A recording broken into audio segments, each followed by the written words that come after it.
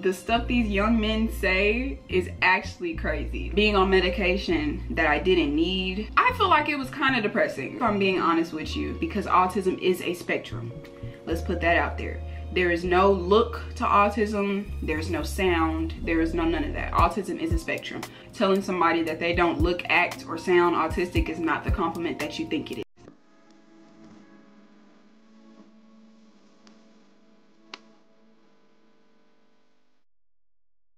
I've been wanting to make videos like this for quite some time, and I'm glad that I finally built up enough courage to do so. Hi, my name is Grace.jeanelle, and some of you might recognize me from TikTok. You may or you may not. Today I wanted to kind of touch on my experience when I was diagnosed, how being diagnosed with autism has affected me up until this point, what it's like being in college with this diagnosis, what it's like in romantic relationships with this diagnosis, stuff like that. This is kind of just gonna be like a collective type of video, but I'm gonna make other videos specifically for different things, if that makes sense. So if you want a video on what it's like dating while having like autism, then just let me know and I'll make one, because the stuff I've heard, the stuff these young men say is actually crazy. Okay, so growing up, that's one of the main questions I kept getting, like, how did you and your family know that you were autistic growing up? The answer to that is, we didn't know. I was actually misdiagnosed with ADHD, I think when I was 8 or 9, and my mom and I would just take trips to the psychiatrist's office back and forth. It was really like, I feel like it was kind of depressing, if I'm being honest with you. Being on medication that I didn't need. I used to be on like ADHD medication, and I just remember it just feeling like, like I just felt there, like blah, basically. Like that medicine used to just kind of like, my mom describes it as like zombify. Like she was like, yeah, that used to zombify you. Like I just felt like a zombie. Like she'd ask me how I was and I'd be like, like, you know, just So I went from this talkative child with a lot of ideas and a lot of creativity to this person that was, you know, just took medicine and stuff. Thankfully, my mom always listened to me. My mother always listened to me. So whenever I would say like, I don't want to take the medicine, or the medicine makes me feel like this, or in class, my teacher said this, my mom, she never once made it seem like I was an inconvenience, which looking back as an adult, she did the damn thing. Like being an adult and having a child that is either on the autism spectrum or has any form of neurodivergence, so anxiety, ADHD, any of that, having a child with something like that and having to raise them on your own, or even with a partner, like that is difficult, and that's something that a lot of people don't really want to talk about. But as I was that child, I can look back and be like, my God, my mama she really stood 10 toes behind me. Like she really tried her absolute best, and I love her for that. It was hard, it was very difficult. I think up into the 6th or 7th grade, I remember us being in the car and I was in the back seat and my mom just busted out crying in the front seat, and like I asked her, you know, what was wrong, and she told me straight up, like, I can't afford this medication anymore. She said something like that, like she couldn't afford it. We couldn't afford it. And then I said, okay, well, I don't need it. And honestly, I did feel like that. I didn't need it. She said, are you sure? I said, yes, ma'am. And I went into that new school year, 6th or 7th grade. I think it was the 6th grade. I went into the school year and I didn't have any problems. I learned how to navigate through the classroom and through social interactions, and throughout living day to day. I learned how to navigate without the medication. Now, that's a good thing and a bad thing, because that ties into why it's so important to get diagnosed early on. Had I gotten diagnosed with autism spectrum disorder earlier on, that could have avoided a lot. How do I put this? Because autism is a spectrum. Let's put that out there. There is no look to autism, there's no sound, there is none of that. Autism is a spectrum. Also, this is a sidebar. Telling somebody that they don't look, act, or sound autistic is not the compliment that you think it is. And I'm saying that because I've been told that a lot. So by somebody coming in and saying, oh yeah, you don't look autistic, you don't sound autistic, that's as if to say that autism has a look or a sound, or it's negative. Like, you speak so well, you don't seem autistic. That is not a good thing to say. That's not a compliment. But back to the subject at hand, it's important to get diagnosed earlier on. I feel like if I would have gotten diagnosed earlier on, I would have had access to more accommodations in the classroom. I would have had access to different things growing up, if that makes sense. I would have felt more understood by people that, you know, weren't in my family. My family, of course, understood. My mother, of course. But out in the real world, it's just very, very harsh. So I kind of had to learn everything based off of watching other people, based off of watching shows. Everything that seemed to come so easily to everybody else does not come easy to me, or did not come easy to me. I had to learn everything. So yeah, growing up was pretty difficult, but at the same time, since I was diagnosed with ADHD, I had access to other things. I learned certain coping skills. I learned different tools that helped throughout my day-to-day. A big, I don't want to say side effect, I forget the word. I just got through with school, y'all. Bear with me. I just got through in my classes. I'm gonna say side effect, but that's not the word that I'm looking for. For me, a big side effect for me is that I've always had issues with regulating my emotions. So emotional dysregulation has always been at the forefront and has always been at the top. It doesn't matter what situation I'm in a stressful situation.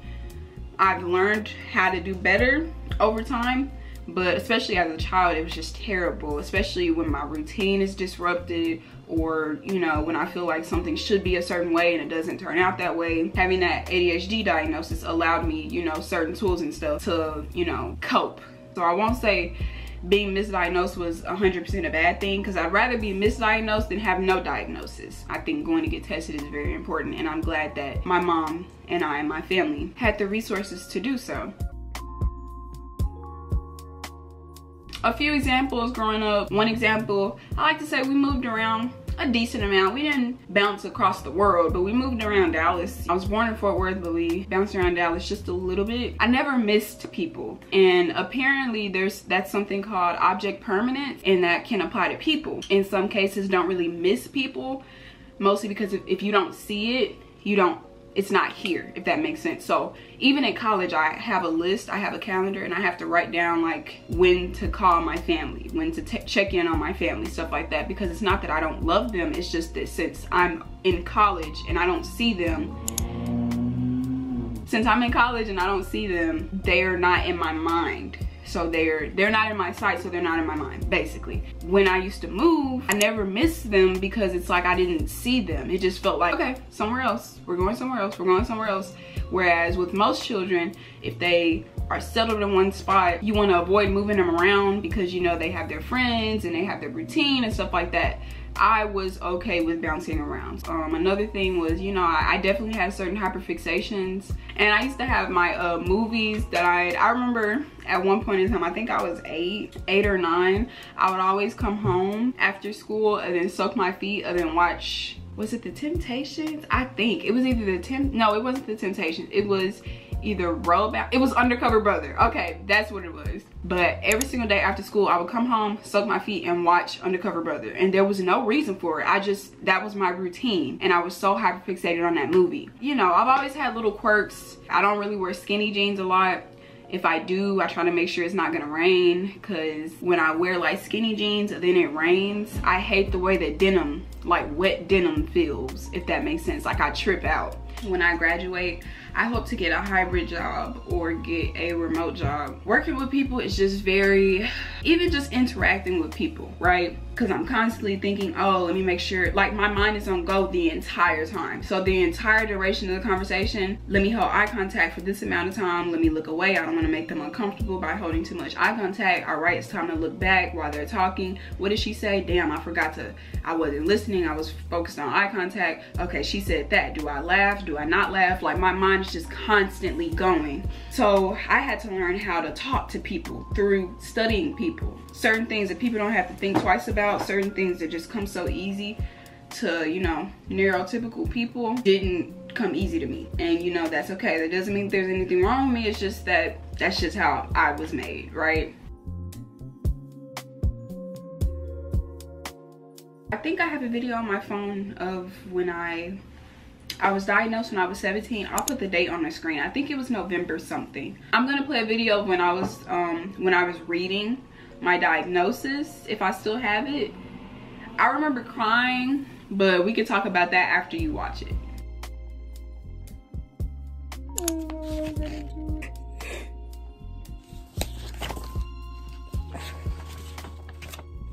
Don't know. Her solutions often do not deal with hurt feelings or make any effort to try and preserve the relationship that was harmed.